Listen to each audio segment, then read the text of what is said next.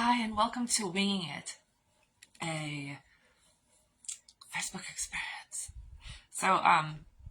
Today I would like to talk. I have this philosophy book, so that's going to be the next thing that I get into, and I might talk about it a little bit, share some stuff, so that I can get some new stuff on my feed because you know how that is. It's like Pandora. You start thinking about stuff, and then the next thing you know, you got that whole group of songs that you've I remember this. All I had to do was put on my Portishead Pangea or Pandora or whatever. Speaking of which, that's a good one. If you're into that kind of stuff, I always enjoy my Portishead Pandora. Okay, moving on, we had a lot of religious talk this last week. In or out, either way. We had a lot of religious talk last week, and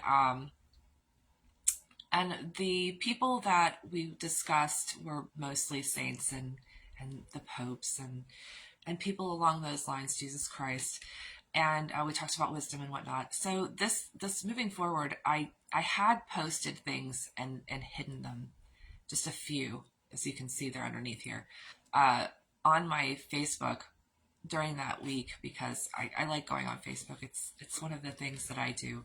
I was telling my friend I searched the top social media sites that people like to visit, or even apps or whatever. I'm terrible with lingo.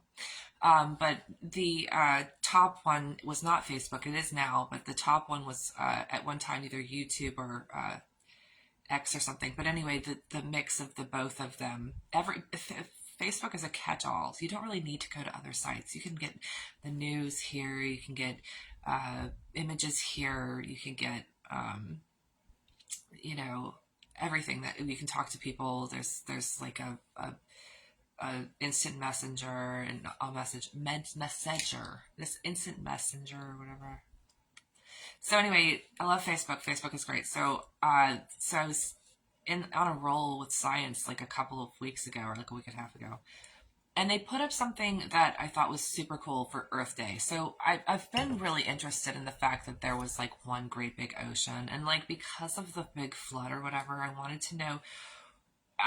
My whole thing is I want to be fascinated by what could be, and they're not going to make it obvious that this is possible, but I like the idea of things starting over again. So we can go either way. We can have everything start over again on Earth, or we can go this other way where we can roll up and disappear into a bunch of stars burst throughout the sky, like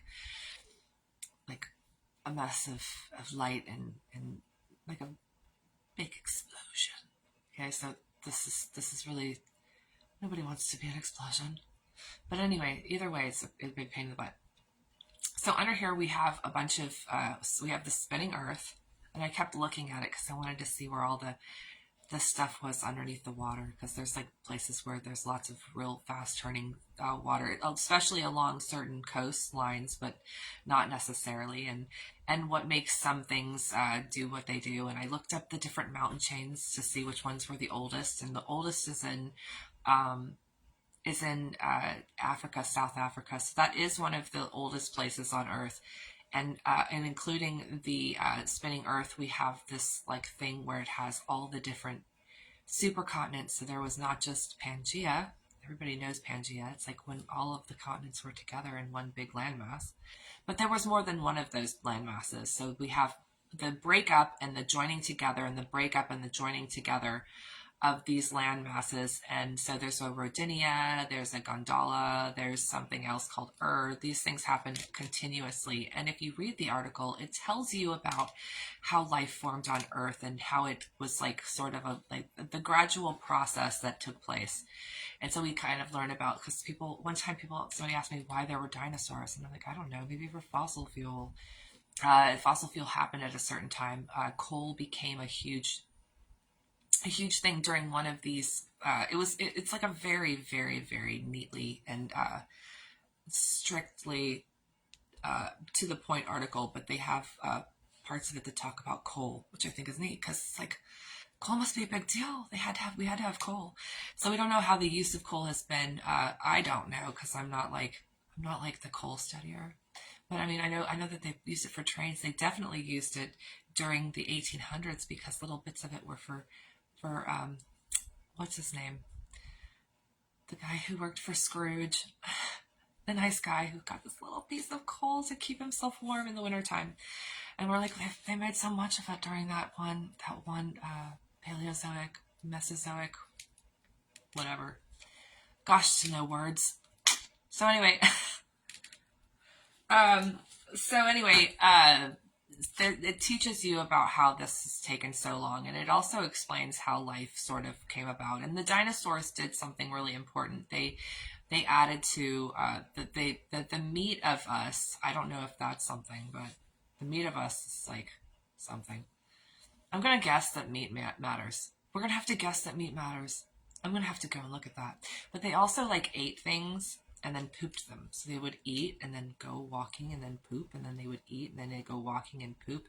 And they spread around some of the fauna and flora for a really long time, and prepared the land and stomped on it and turned it and bred and created species and things like that. So the dinosaurs were a part of this whole entire life thing that took a really long time. Like, for dinosaurs to be like a weird thing would be just like thinking that these little very first signs of life were a really weird thing. It takes a very long time for life to bloom.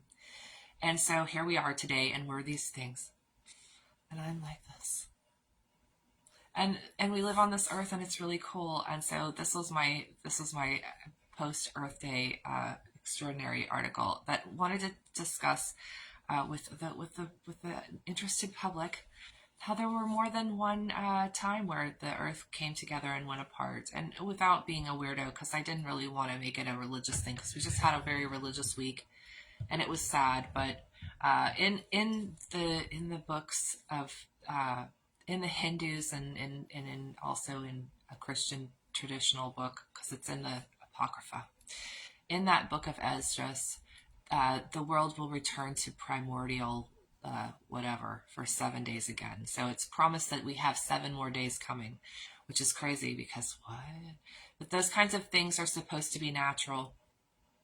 So we hope it's not soon, because we all have so much important stuff to do before we have to go into 7 days of primordial, whatever it is, some other word that doesn't come to mind. My word bank is terrible. When I was a little girl, I'm going to give you a little anecdotal story. When I was a little girl, I always knew that I was bad with words. Like, I'm like, I first of all, I think that it's really kind of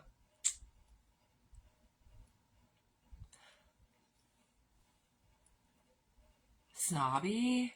I think it's kind of snobby to use like really big words. But then I also, like, I had, my brother was like really smart. So I had this like older brother who was like really smart. He could read at 11th grade reading level when he was like in 3rd grade. He went to like a smart kid school. He was like, he could remember anything. Like, you put it in front of him and he could remember it. He's like one of those kinds of people. Okay. So I was always like, I'm just going to use whatever. Like, I can use words. I'll just use the words, the words that everybody knows. There's a word for everything. It does not have to be fancy. And that's true. And you don't have to know every word in the dictionary. Some people do. And I hate watching Jeopardy, because that's also very painful.